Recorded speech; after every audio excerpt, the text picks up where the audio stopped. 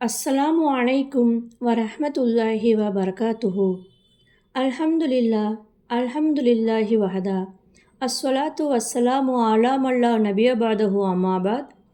ஃபகத் காலல்லாஹு தஆலா ஃபில் குர்ஆனில் அலீம் வல் ஃபுர்கானில் மஜீத். ஃபஅஊது பில்லாஹி மினஷ் ஷைத்வானிர் ரஜீம். பிஸ்மில்லாஹிர் ரஹ்மானிர் ரஹீம். யா ஐயுஹன்னாஸ் இன்னா ஹலக்னாக்கும் மின் தக்கரி வ உன்சா வஜஅல்னாக்கும் ஷுஊப வ கபாயில லிதஆரஃபு இன்ன அக்ரமக்கும் இன்தல்லாஹி அத்காக்கும் இன்னல்லாஹ அலீமுன் ஹபீர். வகால ஐலன் ரப்பி ஷ்ரஹ் லி ஸத்ரி வ யஸ்ஸிர் லி அம்ரி வஹ்லுல் உக்ததம் மின் லிசானி யஃப்கஹு கௌலி ரப்பி ஜித்னி இல்மா. சகோதர சகோதரிகளே, அத்தாபூத் எனும் பேழை அப்படிங்கிற புத்தகத்தில் மனித இனங்களின் 4 வகைகளை பற்றி விரிவாக சொல்லப்பட்டிருக்கு. அதில் இருக்கக்கூடிய முக்கியமான குறிப்புகளைத்தான் நம்ம தொடர்ந்து பார்த்துட்டு வரோம். அந்த அடிப்படையில் மனித இனங்களின் ஒரு வகையான யஜூஜ் மஜூஜ் கூட்டத்தை பற்றி தான் கடந்த 2 பதிவுலையும் நம்ம பார்த்தோம். அதன் தொடர்ச்சியாக யஜூஜ் மஜூஜ் கூட்டத்தினர் எங்கேயெல்லாம் வாழ்ந்தாங்க அப்படிங்கிறத பற்றி தான் இன்றைக்கி நாம் பார்க்க போகிறோம். நூஹ் அலைஹிஸ்ஸலாம் அவங்களோட கப்பலில் ஏறின சாபித் அப்படின்னு சொல்லப்படுபவரின், அந்த சாபித் அப்படிங்கிறவங்க நூஹ் அலைஹிஸ்ஸலாம் அவங்களின் மகன்களில் ஒருவர். அந்த சாபித் அப்படின்னு சொல்லப்படுபவர்களின் சந்ததிகளை சேர்ந்தவங்களாகத்தான் யஜூஜ் மஜூஜ் கூட்டத்தினர் இருக்கிறாங்க. அந்த வெள்ள பிரளயம் முடிஞ்சதுக்கப்புறமா அந்த சாபித் அப்படிங்கிறவர் கிரீஸ் நாட்டில் தான் குடியேறுறாங்க. அதனால் அந்த இடத்துல இருந்து தான் யஜூஜ் மஜூஜ் கூட்டத்தின் சந்ததிகள் பெருக ஆரம்பித்தாங்க. இப்போது 4 நூஹ் அலைஹிஸ்ஸலாம் அவர்களின் 4 மகன்கள் ஒவ்வொருத்தரும் ஒவ்வொரு பகுதியில் குடியேறினாலும் காலப்போக்கில் அவங்க பூமியின் பல பகுதிகளையும் பரவி வாழ ஆரம்பித்தாங்க தானே. அதே மாதிரி தான் யஜூஜ் மஜூஜ் கூட்டத்தை சேர்ந்தவங்களும் ஆரம்பத்தில் கிரீஸில் இருந்தாலும் அவங்கள்ட்டேருந்து பிரிஞ்ச மஜூஜ் கூட்டத்தினர் மங்கோலியா, சைனா போன்ற நாடுகளில் அந்த இடத்துல குடியேறினாங்க. இதுக்கு என்ன காரணம்னு சொல்லி நம்ம போன வீடியோலேயே பார்த்தோம். யஜூஜ் மஜூஜ் கூட்டத்தினர் இப்லீஸின் கூட்டத்தினராக இருந்தாலும் ஒரே சந்ததியிலிருந்து வந்தவங்களாக இருந்தாலும் அவங்க 2 கூட்டத்தினருக்கிடையே எப்போதுமே ஒற்றுமை இருக்காது. நீயா நானா அப்படிங்கிற போட்டி மனப்பான்மை, பகை, வன்மம், குரோதம் இது எல்லாமே அந்த 2 கூட்டத்துக்கு நடுவுலையும் இருக்குது. அதனால் அவங்க எப்பவுமே ஒரே இடத்துல ஒன்றாக வசிக்க மாட்டாங்க. அதனால தான் அவங்க முதல்ல கிரீஸில் அவங்களுடைய தந்தையான சாபித் குடியேறினாலும் அதுக்கப்புறம் அவங்க கொஞ்ச நாளையே தனித்தனியாக பிரிஞ்சுட்டாங்க. அந்த அடிப்படையில் அந்த கிரீஸில் தொடர்ந்து வாழ்ந்தவங்களாக யஜூஜ் கூட்டத்தினர் இருக்கிறாங்க.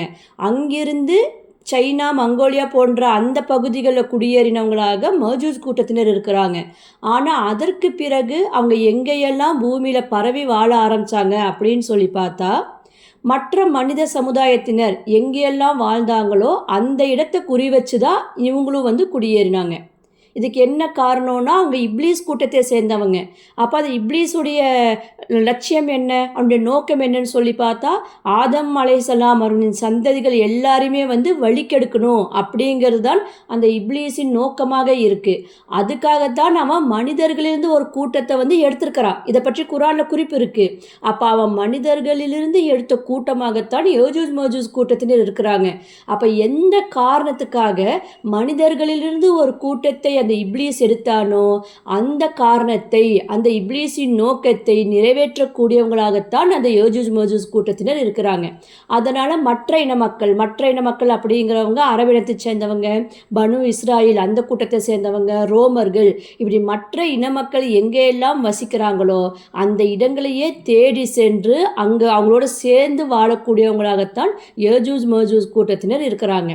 அது மட்டும் இல்லை, மற்ற இன மக்கள் வாழக்கூடிய பகுதிகளுக்கு இந்த யஜூஜ் மஜூஜ் கூட்டத்தினர் போனாலே அடுத்து கொஞ்ச நாள் என்ன பண்ணுவாங்கன்னா அந்த மக்கள் மீதே ஆதிக்கம் செலுத்தக்கூடியவங்களாக மாறிடுவாங்க. ஃபஸ்ட்டு சும்மா தான் போவாங்க, போய் மக்களோட மக்களாக கலந்து வாழ ஆரம்பிப்பாங்க. ஆனால் அதுக்கப்புறம் அவங்க மீது ஆதிக்கம் செலுத்தக்கூடியவங்களாக மாறிடுவாங்க. அது மட்டும் இல்லை, அவங்க தங்களுடைய ஆள்பலத்தை பெருக்கிக்குவாங்க. எங்கே அவங்க குடியேறினாலும் முதல்ல தங்களுடைய ஆள்பலத்தை பெருக்கிக் கொள்ளக்கூடியவங்களாகத்தான் யஜூஜ் மஜூஜ் கூட்டத்தினர் இருக்கிறாங்க. அதனால தான் அவங்கள பற்றி நபி ஸல்லல்லாஹு அலைஹி வஸல்லம் சொல்லியிருக்கிறாங்க, யஜூஜ் மஜூஜ் கூட்டத்தை சேர்ந்தவங்க 1000 அல்லது அதற்கு மேற்பட்ட சந்ததிகளை உருவாக்காமல் மரணிப்பதில்லை அப்படின்னு சொல்லிட்டு. அதாவது ஒரு இடத்துல பெரும்பான்மை மக்களாக மற்ற இனத்தை சேர்ந்த மக்கள் இருக்கிறாங்கன்னு சொல்லி வச்சுக்குங்க. அப்போ யஜூஜ் மஜூஜ் கூட்டத்தை சேர்ந்தவங்க சிறுபான்மையினராக தான் அந்த இடத்துல நுழைவாங்க. ஆனால் கொஞ்ச நாளையே அவங்க பெரும்பான்மை மக்களாக மாறிடுவாங்க. அந்த அளவுக்கு அவங்க சந்ததிகளை பெருக்கி ஆள்பலத்தை அதிகப்படுத்தக்கூடியவங்களாக இருக்கிறாங்க. அந்த அடிப்படையில் அவங்க எங்கெல்லாம் குடியேறி வாழ்ந்தாங்க, எங்கெல்லாம் அந்த மாதிரி குடியேறி வந்து அக்கிரமங்களை பண்ணாங்க, ஆதிக்கத்தை பண்ணாங்கன்னு சொல்லி பார்த்தா இந்தியாவில், அதுக்கப்புறம் அரபின மக்கள் எங்கெல்லாம் போனாங்க, இந்தியாவில் அவங்க இருந்தாங்க. அதுக்கப்புறம் தென்னாப்பிரிக்காவில் இருந்த அரேபிய தீபகற்பத்திற்குள்ள போனாங்க. அதே மாதிரி பனு இஸ்ராயல்கள் ஷாம் பகுதியிலிருந்து இந்தியா இன்னும் பல பகுதிகளை பரவி வாழ ஆரம்பித்தாங்க தானே. இந்த மாதிரி எங்கெல்லாம் அரபின மக்களும் பனு இஸ்ராயலத்தை சேர்ந்தவங்களும் இருக்கிறாங்களோ அந்த இடத்துல தான் யஜூஜ் மஜூஜ் கூட்டத்தை சேர்ந்தவங்களும் ஆரம்பத்தில் குடியேறி இருக்கிறாங்க. அப்படி அவங்க முதல்ல குடியேறின பகுதியாக குரானில் இருக்கிற குறிப்பேடுன்னு சொல்லி பார்த்தா அரேபிய தீபகற்பத்தில் யமன் அப்படிங்கிற பகுதிக்கும் ஓமன் அதுக்கும் நடுவில் இருக்கக்கூடிய மணற்பாங்கான ஒரு இடத்துல தான் யஜூஜ் மஜூஜ் கூட்டத்தினர் ஆரம்பத்தில் அதிக பலத்துடன் இருந்திருக்கிறாங்க. அந்த கூட்டத்தை பற்றி தான் அல்லாஹ் ரப்புல் ஆலமீன் தன் திருமறையில் ஆது சமுதாயம் அப்படின்னு சொல்லியிருக்கிறான். அப்போ அந்த ஆது சமுதாயத்தை சேர்ந்தவங்களில் பெரும்பாலானவர்களாக யஜூஜ் மஜூஜ் கூட்டத்தினரும் சிறுபான்மையினராக அரபினத்தை சேர்ந்தவங்களும் பனு இஸ்ராயலத்தை சேர்ந்தவங்களும் இருந்திருக்கிறாங்க. அப்படி எல்லாரும் ஒன்றா கலந்து வாழ்ந்து கொண்டிருக்கக்கூடிய அந்த ஊரில் தான் இந்த இப்லீஸ் இனத்தை சேர்ந்த யஜூஜ் மஜூஜ் கூட்டத்தினர் தங்களுடைய ஆள்பலத்தை பெருக்கிக் கொண்டதின் மூலமாக அவங்களே அதிகமாக அக்கிரமம் செய்யக்கூடியவங்களாகவும் ஆதிக்கம் செய்யக்கூடியவங்களாகவும் இருந்திருக்கிறாங்க. அது மட்டும் இல்லை, அவங்க ஷைத்தானின் கூட்டம் தானே. அப்போ ஷைத்தான் தான் சிலை வணக்கத்தை ஏற்படுத்துவான்னு சொல்லிட்டு அல்லாஹ் ரப்புல் ஆலமீன் தன் திருமறையில் சொல்லியிருக்கிறான். அந்த அடிப்படையில் அந்த சமுதாய மக்களிடையே சிலை வணக்கத்தை ஏற்படுத்தியவங்களாகவும் அந்த கூட்டத்தை சேர்ந்தவங்க தான் இருக்கிறாங்க. அவங்க தான் யஜூஜ் மஜூஜ் கூட்டத்தை சேர்ந்தவங்க அப்படிங்கிறதுக்கு என்ன ஆதாரம்னா இதுதான் ஆதாரம். அந்த இடத்துல சிலை வணக்கத்தை ஏற்படுத்தினவங்க அந்த பெரும்பான்மையாக இருந்தால் அந்த யஜூஜ் மஜூஜ் கூட்டத்தை சேர்ந்த மக்கள் தான்.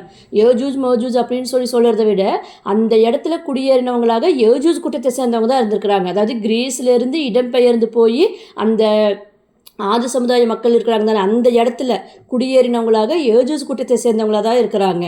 அதனால் அந்த இடத்துல சிலை வணக்கத்தை அவங்க தான் ஏற்படுத்தினாங்க. இப்படியாக சிலை வணக்கங்களும் மற்ற அனாச்சாரங்களும் பெருகி இருக்கும்போது தான் அல்லாஹ் ரப்புல் ஆலமீன் அந்த சமுதாயத்துக்கு அச்சமூட்டி எச்சரிக்கை செய்வதற்காக ஹூத் அலைஹிஸ்ஸலாம் அவங்கள அல்லாஹ் ரப்புல் ஆலமீன் அனுப்பியிருக்கிறான். ஆனால் அந்த நபியின் ஹூத் அலைஹிஸ்ஸலாம் அவர்களின் போதனையை ஏற்காமல் அவங்கள புறக்கணிச்சதுனால இறுதியில் அவங்க அல்லாஹ்வின் தண்டனைக்கு ஆளாகி அழிக்கப்பட்டாங்க, சூறாவளி காற்றால் அழிக்கப்பட்டாங்க. அப்போ இதுவும் அவங்க யஜூஜ் மஜூஜ் கூட்டம் தான் அப்படிங்கிறதுக்கு இன்னொரு ஆதாரமாக இருக்குது. காரணம் நம்ம ஏற்கனவே சொல்லியிருக்கிறோம், யஜூஜ் மஜூஜ் கூட்டத்தினரை பொறுத்த வரைக்கும் அவங்க ஜின்னினத்தை சேர்ந்தவங்களாக இருக்கிறதுனால அவங்க ரொம்ப பலம் பொருந்திய மக்களாக இருப்பாங்கன்னு சொல்லிட்டு, அதே மாதிரி ஆது சமுதாய மக்கள் பலமிக்க மக்களாக தான் இருந்தாங்கன்னு சொல்லிட்டு அல்லாஹ் ரப்புல் ஆலமீன் குரான்லேயே சொல்லியிருக்கிறான். 7வது அத்தியாயத்தில் 69வது வசனத்தில் அல்லாஹ் அந்த குறிப்பை கொடுத்துருக்கிறான். ஆது சமுதாய மக்கள் உடல் பலம் பொருந்தியவங்களாக இருந்தாங்க அப்படின்னு சொல்லி அல்லாஹ் சொல்லியிருக்கிறான். அப்போ உடல் பலம் பொருந்தியவங்களாக இருந்திருக்கிறாங்க, அந்த பூமியில் சிலை வணக்கத்தை ஏற்படுத்தியவங்களாக இருந்திருக்கிறாங்க, இறுதியில் அல்லாஹுடைய தண்டனைக்கும் ஆளாகி அழிக்கப்பட்டிருக்கிறாங்க. அப்படிங்கிற இந்த 3 அடையாளங்கள் தான் அவங்க யஜூஜ் கூட்டத்தை சேர்ந்தவங்க, இப்லீஸ் கூட்டத்தை சேர்ந்தவங்க அப்படிங்கிறதுக்கான ஆதாரமாக இருக்குது. ஏன்னா யஜூஜ் மஜூஜ் கூட்டத்தை சேர்ந்தவங்க மற்ற மனிதர்களாக வெல்ல முடியாதவங்களாக இருக்கிறதுனால மற்ற சாதாரண மனிதர்களால் அவங்கள வெல்லவே முடியாது. அப்படிப்பட்ட அவங்களுக்கு அல்லாஹ்வின் தண்டனை மூலமாகத்தான் அழிவு ஏற்படும். அந்த அடிப்படையில் ஆது சமுதாய மக்களும் அல்லாஹ்வின் தண்டனை மூலமாக அழிக்கப்பட்டவங்களாக இருக்கிறதுனால அவங்க இப்லீஸ் இனத்தை சேர்ந்தவங்க தான் அப்படிங்கிறது இது ஒரு ஆதாரமாக இருக்குது. அப்போ யஜூஜ் கூட்டத்தை சேர்ந்தவங்க கிரீஸ்லேருந்து அரபின மக்கள் வாழ்ந்த பகுதியான அரேபிய தீபகற்பத்தில் குடியேறி கூட்டமாக வாழ்ந்து இறுதியில் அல்லாஹ்வின் தண்டனைக்கு ஆளாகி அழிக்கப்பட்டிருக்கிறாங்க. அடுத்ததாக அவங்க அதிகமாக வாழ்ந்த இடம் எதுவாக இருக்குதுன்னு சொல்லி பார்த்தா மதினாவுக்கும் தபூக்குக்கும் இடையில் இருக்கக்கூடிய ஹிஜ்ர் அப்படிங்கிற பகுதி தான் அவங்க அதிகமாக கூட்டமாக வாழ்ந்திருக்கிறாங்க. அதாவது ஒரு இடத்துல அவங்க அழிக்கப்பட்டதுக்கு அப்புறம் அவங்களுடைய பலம் வேற இடத்துல பெருக ஆரம்பிக்கும். இதுதான் அந்த இப்லீஸ் இனத்தின் முக்கியமான குணம் குணாதிசயமாக இருக்குது. ஒரு இடத்துல அவங்க அழிக்கப்பட்டுருவாங்க, ஆனால் வேறு பூமியில் அவங்களுடைய ஆதிக்கத்தை அடுத்ததாக ஆரம்பிச்சிருவாங்க. அந்த அடிப்படையில் அவங்க ஹிஜ்ர் அப்படிங்கிற பகுதியில் தான் வந்து மறுபடியும் அங்கே ஒரு கூட்டமாக வாழ ஆரம்பிச்சிருக்கிறாங்க. அங்கேயும் அவங்க என்ன பண்ணாங்க, சிலை வணக்கத்தை ஏற்படுத்தினாங்க. அவங்க இப்லீஸ் கூட்டமாக இருக்கிறனால அதிக அளவு உடல் பலம் கொண்டவங்களாக இருந்திருக்கிறாங்க. அதனால தான் சாதாரண மனிதர்களால் செய்ய முடியாத ஒரு காரியத்தை செஞ்சுருக்கிறாங்க. அங்கே என்ன காரியம்? மலைகளை கைகளாலேயே குடைந்து வீடுகளை அமைச்சு வாழ்ந்திருக்கிறாங்க. அப்போ இது ஒரு சாதாரண மனிதனால் செய்யக்கூடிய வேலையா இது? கண்டிப்பாக முடியாது. அப்போ அவங்க அந்த வேலையை செஞ்சு வாழ்ந்திருக்கிறாங்க. அந்த அளவுக்கு அவங்க உடல் பலம் பெற்றவர்களாக இருந்திருக்கிறாங்க. அப்படின்னு அதுக்கு என்ன காரணம்? அவங்க இப்லீஸ் இனத்தை சேர்ந்தவங்களாக இருக்கிறாங்க, ஜின்னினத்தை சேர்ந்தவங்களாக இருக்கிறாங்க அப்படிங்கிறது தான் அதற்கான காரணம். அப்போ அவங்க ஜின்னினத்தை சேர்ந்தவர்களாக, இப்லீஸ் இனத்தை சேர்ந்தவங்களாக இருக்கிறதுனால உடல் பலம் பெற்றவர்களாகவும் இருந்திருக்கிறாங்க. ரெண்டாவதாக அவங்க சிலை வணக்கத்தை அந்த பூமியில் ஏற்படுத்தியவங்களாகவும் இருக்கிறாங்க. மூன்றாவதாக அவங்களும் அல்லாஹ்வின் தண்டனை மூலம் அழிக்கப்பட்ட கூட்டத்தினராகத்தான் இருந்திருக்கிறாங்க. அதான் சமுதாயம். அந்த ஹிஜ்ருங்கிற பகுதியில் வாழ்ந்தவங்க தான் சமுதாயம். அவங்களுக்கு தான் சாலிஹ் அலைஹிஸ்ஸலாம் அவங்கள வந்து அல்லாஹ் ரப்புல் ஆலமீன் தூதராக அனுப்பினான். ஆனால் சாலிஹ் நபியின் போதனையை ஏற்காத அவர்கள் பெரும் அக்கிரமக்காரர்களாக இருந்த காரணத்தால் அல்லாஹ்வின் தண்டனை மூலம் அழிக்கப்பட்ட கூட்டத்தினராக இருக்கிறாங்க. அந்த இடத்துலையும் சிறுபான்மையினராக அரபினமும் பனு இஸ்ரேல் இனமும் இருந்ததுனால அவங்க மட்டும் காப்பாற்றப்பட்டிருக்கிறாங்க. அப்போ அந்த ஆரம்பத்தில் யஜூஜ் கூட்டத்தை சேர்ந்தவங்க அரேபிய தீபகற்பத்தில் தான் தங்களுடைய ஆதிக்கத்தை நிலைநாட்ட பார்த்துருக்குறாங்க அப்படிங்கிறதுக்கு இந்த ரெண்டு சமுதாயத்தின் வரலாறே சான்றாக இருக்குது. ஏன்னா ஆது சமுதாயமாக இருந்தாலும் சரி, இந்த சமுதாயமாக இருந்தாலும் சரி, அந்த ரெண்டு கூட்டமுமே அரேபிய தீபகற்பத்தில் தான் அவங்க ஆதிக்கத்தை வந்து முதல்ல நிலைநாட்ட பார்த்துருக்குறாங்க. ஆனால் யஜூஜ் கூட்டம் அரேபிய தீபகற்பத்தில் தங்களுடைய ஆதிக்கத்தை நிலைநாட்ட பார்த்தப்போ மஜூஜ் கூட்டத்தினர் எங்கே பண்ணிட்டு இருந்தாங்க? அவங்க அந்த சைனா மங்கோலியாவில் தான் இருந்தாங்களான்னு சொல்லி பார்த்தா கிடையாது. அவங்க வந்து இன்னொரு பகுதியில், பூமியின் இன்னொரு பகுதியில் தங்களுடைய ஆதிக்கத்தை நிலைநாட்டிட்டு இருந்தாங்க. அதுதான் வந்து மத்திய கிழக்கு நாடுகள். அந்த பகுதியில், அதாவது யஜூஜ் கூட்டம் அரேபிய தீபகற்ப பக்கம் போயிட்டாங்க. அதே சமயம் அதே நேரத்தில் மஜூஜ் கூட்டம் வந்து மத்திய கிழக்கு நாடுகள் அந்த பகுதியில் வந்து குடியேறிட்டு அங்கிருக்கும் மக்களிடையே வந்து ஆதிக்கம் செலுத்தக்கூடியவர்களாகவும் அங்கே தான் வந்து ரொம்ப அக்கிரமமும் அழிச்சாட்டியமும் செய்யக்கூடியவர்களாகவும் இருந்திருக்கிறாங்க. வரலாற்றில் இவங்களை பற்றி தான், இந்த யஜூஜ் மஜூஜ் இனத்தை சேர்ந்தவங்களை பற்றி தான் கிரேக்கர்கள், பாரசீகர்கள் அப்படிங்கிற பேர் வந்து சொல்லப்படுது. கிரேக்கர்கள் அப்படின்னு சொல்லப்படுபவர்கள் யாருன்னு சொல்லி பார்த்தா யஜூஜ் கூட்டத்தை சேர்ந்தவங்க. அதாவது அந்த கிரீஸில் வந்து ஆரம்பத்தில் தங்கினாங்க தானே, அந்த கிரீஸில் இருந்து அவங்க வந்ததுனால தான் அவங்க கிரேக்கர்கள் அப்படிங்கிற பேரால் அழைக்கப்படுறாங்க. அப்போ யஜூஜ் கூட்டத்தை சேர்ந்தவங்க வந்து கிரேக்கர்கள். பாரசீகர்கள் அப்படிங்கிறவங்க யாருன்னு சொல்லி பார்த்தா அவங்க தான் மஜூஜ் கூட்டத்தை சேர்ந்தவங்க. ஆரம்பத்தில் அவங்க சைனா மங்கோலியாவில் குடியேறினாலும் அதுக்கப்புறமா இங்கே பனு இஸ்ராயல்கள் அதிகமாக வாழக்கூடிய இந்த ஷாம் பகுதி, மத்திய கிழக்கு நாடுகள், அந்த பகுதியில் தங்களுடைய ஆதிக்கத்தை நிலைநாட்டுவதற்காக குடியேறிட்டாங்க. அங்கே குடியேறி ஈரான், இன்றைய ஈரான் தான் அந்த காலத்தில் வந்து பெர்சியான்னு சொல்லி அழைக்கப்பட்டுச்சு. அங்கே அவங்க வந்து அந்த இடத்த ஆக்கிரமித்து தங்களுடைய அதிகாரத்தை அங்கே தான் நிலைநாட்டினாங்க. ரொம்ப வருட காலம் அவங்க அந்த பகுதியிலேயே வந்து ஆட்சி செய்யக்கூடியவங்களாக இருந்ததுனால தான் அவங்க தான் வரலாற்றில் பாரசீகத்தை ஆட்சி செய்த காரணத்தால் பாரசீகர்கள் அப்படிங்கிற பெயரால் அழைக்கப்படுறாங்க. அப்போ கிரேக்கர்கள் அரேபிய தீபகற்பத்தில் இருந்தாங்க, பாரசீகர்கள் வந்து மத்திய கிழக்கு நாடுகள் அந்த பகுதியில் வந்து இருந்தாங்க. அப்போ வந்து மற்ற இன மக்கள், அரபின மக்கள், பனு இஸ்ராயல்களில் சிறுபான்மையினராக தான் ஒவ்வொரு பகுதியிலையும் வாழ்ந்துட்டு இருந்திருக்கிறாங்க. அவங்களை நேர்வழிப்படுத்த தான் அல்லாஹ் ரப்புல் ஆலமீன் தொடர்ந்து நபிமார்களை அனுப்பிட்டு இருந்திருக்கிறான். அப்போ அந்த கிரேக்கர்கள் வந்து ஆரம்ப காலத்திலேயே அரேபிய தீபகற்பத்தில் அழிக்கப்பட்டவர்களாக இருக்கிறதுனால, ஏன்னா அங்கே ஆது சமுதாயத்தில் அந்த இடத்துல அவங்க வாழ்ந்தாலும் ரொம்ப நாளாக அவங்களால அந்த இடத்துல வாழ முடியல. அடுத்ததாக சமுதாயம் அந்த பகுதியில் அவங்க வாழ்ந்தாலும் அங்கேயும் அவங்க அல்லாஹ்வின் தண்டனைக்கு ஆளாகி அழிக்கப்பட்டுட்டாங்க. அதனால் அவங்க என்ன பண்ணுறாங்க, அடுத்ததாக அவங்களும் இந்த பாரசீகத்தை பற்றி அந்த இடத்துக்கு வந்து வராங்க. மத்திய கிழக்கு நாடுகள் சைடு தங்களுடைய கவனத்தை மாற்றிட்டு அந்த பகுதிக்கு அவங்களும் வராங்க.